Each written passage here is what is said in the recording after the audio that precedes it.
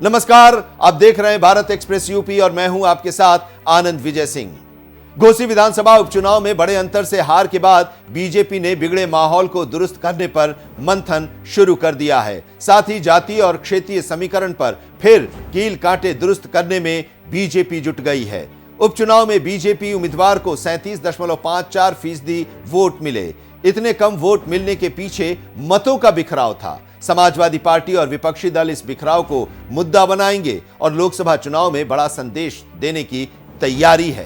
PDA का formula सफल रहा, ये अब समाजवादी पार्टी की तरफ से बताया जाएगा। अब बीजेपी के सामने चुनौती है कि इस माहौल का कैसे जवाब दिया जाए। लोकसभा चुनाव में वोटों का बिखराव हुआ तो बीजेपी को बड़ी चुनौती का सामना करना पड़ सकता है। बीजेपी के शीर्ष नेतृत्व ने कार्यक्रम और अभियान की ऐसी रूपरेखा बनाई थी जिस पर 80 सीटों को जीतने का संकल्प लिया गया था। वजह थी पिछड़ा और दलित वर्ग को बीजेपी की विचारधारा से जोड़ा जाए और केंद्र और राज्य सरकार की योजनाओं को उन तक पहुंचाया जाए।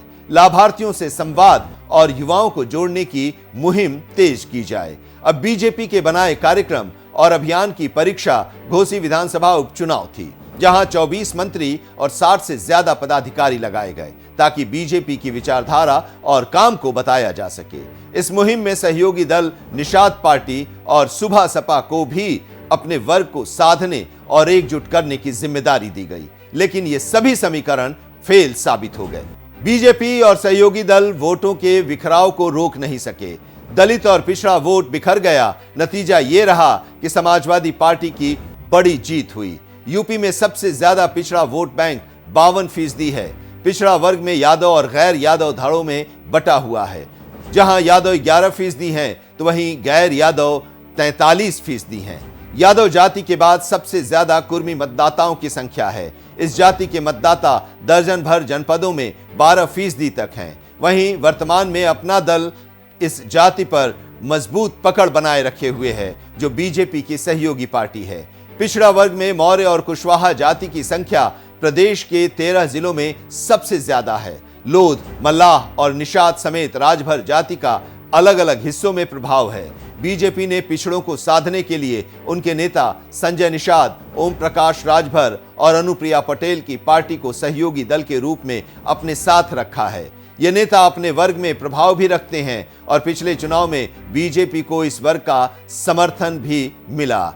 अब उसी को बरकरार रखने की चुनौती है। लोकसभा चुनाव में एनडीए और इंडिया के बीच सीधी टक्कर है। समाजवादी पार्टी, कांग्रेस और बीएसपी इसमें सेंधमारी के लिए हर प्रयास में जुटी हुई है। समाजवादी पार्टी और सहयोगी दल को घोसी उपचुनाव में कामयाबी भी मिली और इसी संदेश को लेकर वो चलने की रणनीति भी बना चुके हैं। समाजवादी पार्टी के राष्ट्रीय महासचिव शिवपाल यादव के प्रबंधन ने फिर साबित किया कि मुश्किल हालात में संघर्ष कर जीत सकते हैं। इसी तरह यूपी की आबादी का 20% हिस्सा मुसलमानों का है। बीजेपी इसमें पसमानदा मुसलमानों को साथ लेने की मुहिम छेड़ चुकी है और कुछ हद तक कामयाब भी रही है, लेकिन अभी भी बड़ा हिस्सा समाजवादी पार्टी और बीएसपी की ओर झुकाव रख रहा है। घोसी में मुस्लिम मतदाताओं का 90% वोट समाजवादी पार्टी को मिला।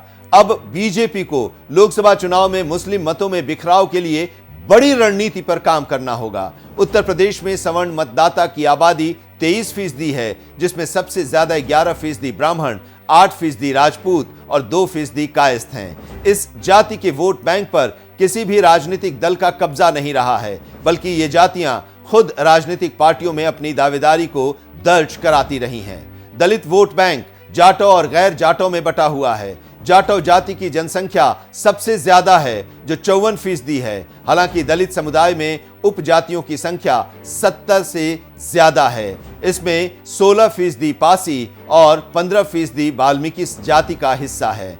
दलित वोटर किसी की भी सरकार बनाने में निर्णायक भूमिका अदा करते हैं और इनका झुकाव जहां गया उस दल को उम्मीद से बढ़कर नतीजे मिलते हैं। 2014 और 2019 के लोकसभा चुनाव में बीजेपी ने सेंधमारी की और बड़ी कामयाबी हासिल की।